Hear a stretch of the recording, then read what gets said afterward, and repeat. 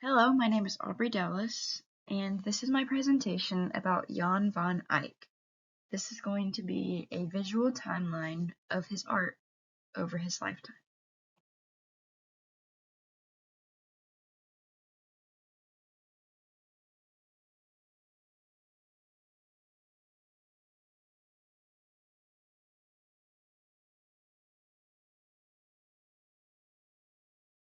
So, the big question to be posed is who was Jan van Eyck?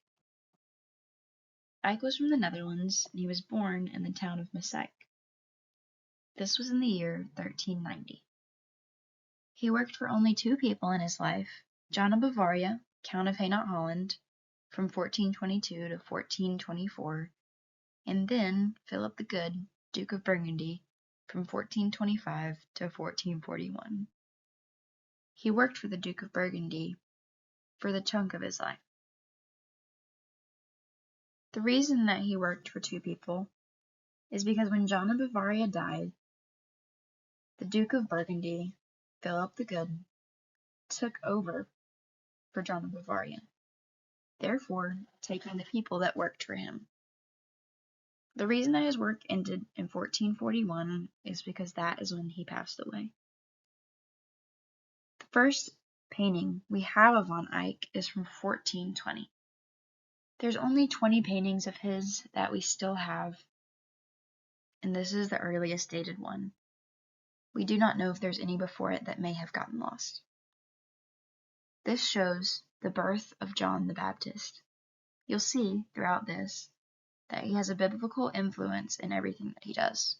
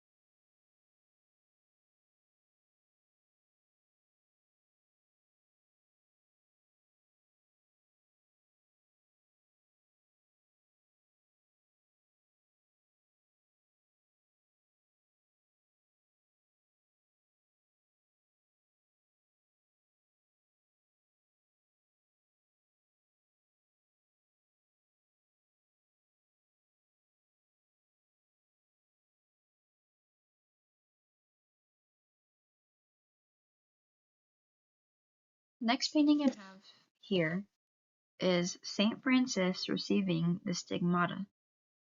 Saint Francis fasted in the wilderness for 40 days, praying for the same wounds that Jesus had on his hands when he was crucified on the cross. You can see the small holes in his hands, signifying the nails that hung Jesus on the cross. I wasn't sure what a stigmata was at first, and that may be a word that's new to you as well. According to the Oxford Dictionary, a stigmata is a mark of disgrace associated with a particular circumstance, quality, or person, which makes sense with Saint Francis of Assisi receiving the marks of Christ.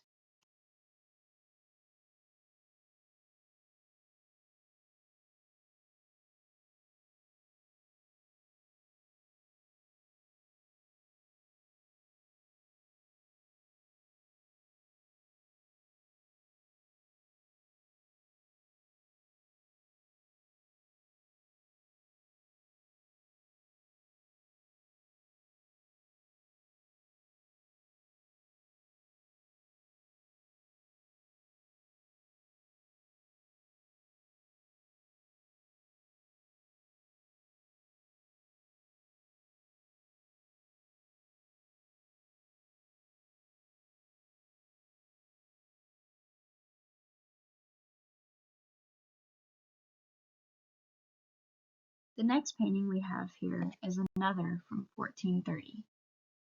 This is called The Man in a Blue Turban, or it has also been called Man in a Blue Chaperon. The paintings back then didn't have names, so it's hard to pin down an exact name for the painting. He could also be called The Man in a Blue Cap. You can tell that he is either working in jewelry or a goldsmith because of the small ring that he's holding in his hand. As you will begin to notice, a lot of Van Eyck's portraits portray a dark background with the person being the main focus point.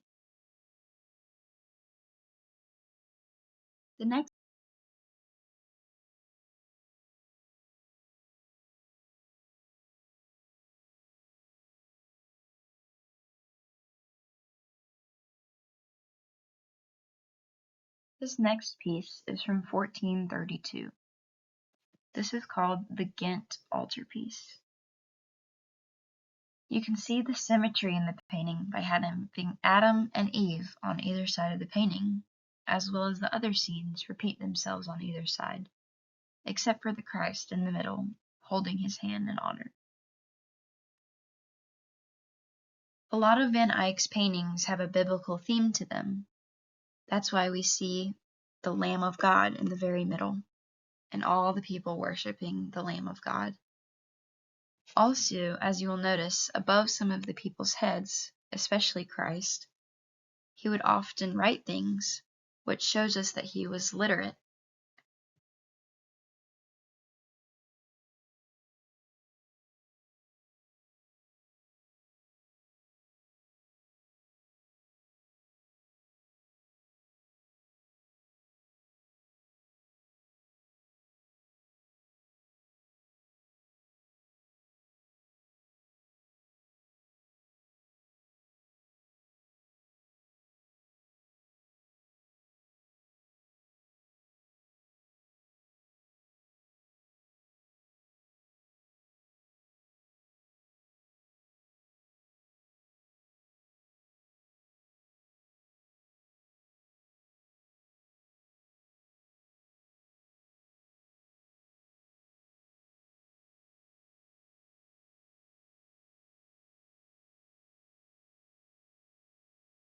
This next piece is from 1433, and it's called The Man in a Red Turban. There is a lot of debate whether or not this is a self-portrait of Van Eyck. We do not have a clear picture of what he looked like, so this is what we use as a basis for what could be his self-portrait. But there is no real answer whether or not he painted himself. If this is a self-portrait, it shows that he has a high status with the red turban, which would have been a fine piece of headwear, with the material and the colors.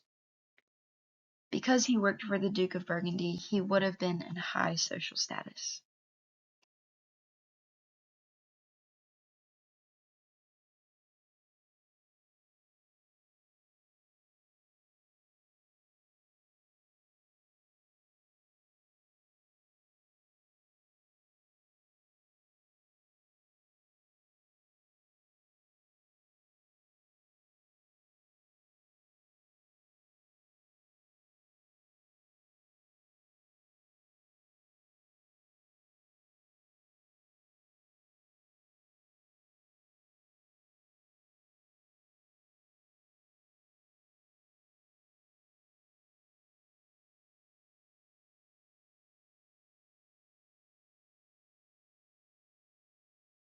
The Arnolfini portrait from 1434.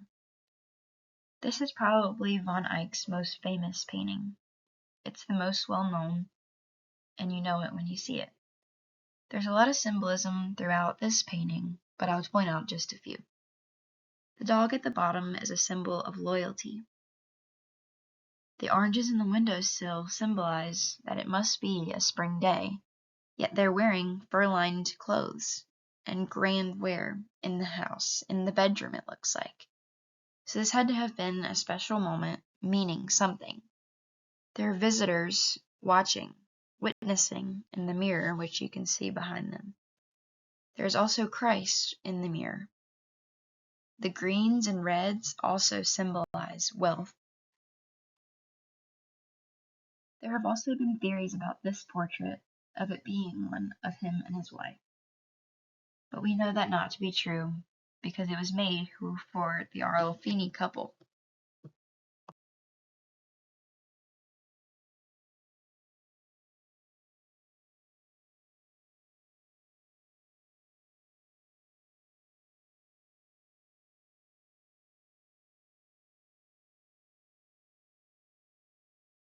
This next painting is from 1437. This is called the Dresden Triptych. It features the Virgin Mary, Christ in her lap, Saint Catherine, Saint Michael, and the angel Gabriel. We know that the angel Gabriel was the one who came down and told Mary that she would bear a son even though she was a virgin, and to name him Jesus Christ. A lot of von Eyck's portraits portray the Virgin Mary. This also goes along with the biblical theme mentioned earlier.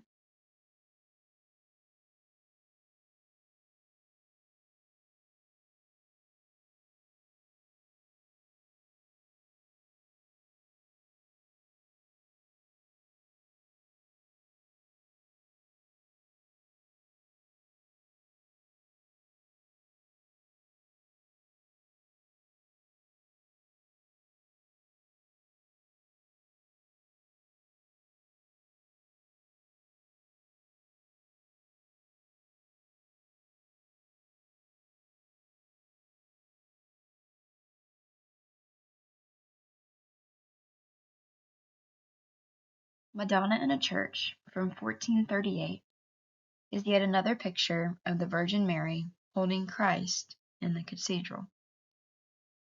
The Virgin Mary keeps reappearing in a lot of his art.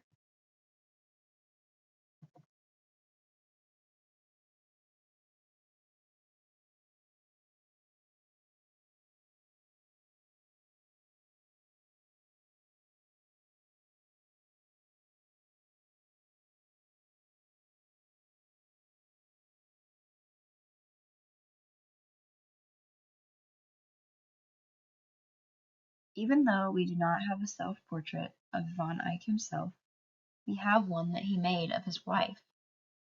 This was in 1439, when his wife was 34 years old. Von Eyck would have been 33 at this time. You can see again the reds and greens and the beautiful headdress she's wearing symbolize her wealth. Von Eyck passed away 2 years after this painting was done.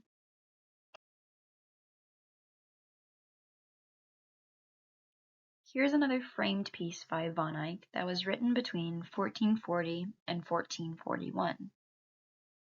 It shows the crucifixion when Jesus was killed on the cross. And beside it, it shows a comparing picture of the Last Judgment when Jesus will return in the book of Revelation.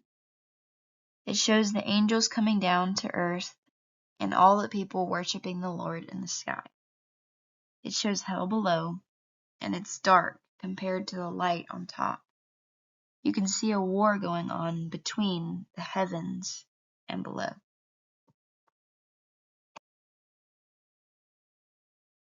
We see this imagery in the Bible when Christ is crucified and when he rose again 3 days later in the Gospels. He said he will return and come back to earth one day to get his people, which is what von Eyck has tried to portray here, sticking to that biblical theme. Here's another framed piece by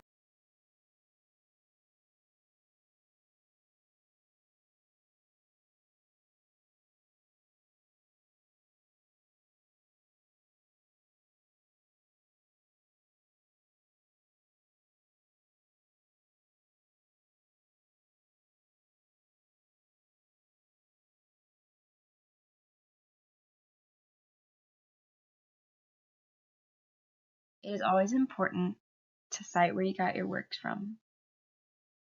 None of these paintings are my own, but are part of the public domain, free for use by the public. I cited my works here, where I got my information from. Thank you for being a part of my presentation, and I hope you enjoyed learning about Jan van Eyck and the art over his lifetime.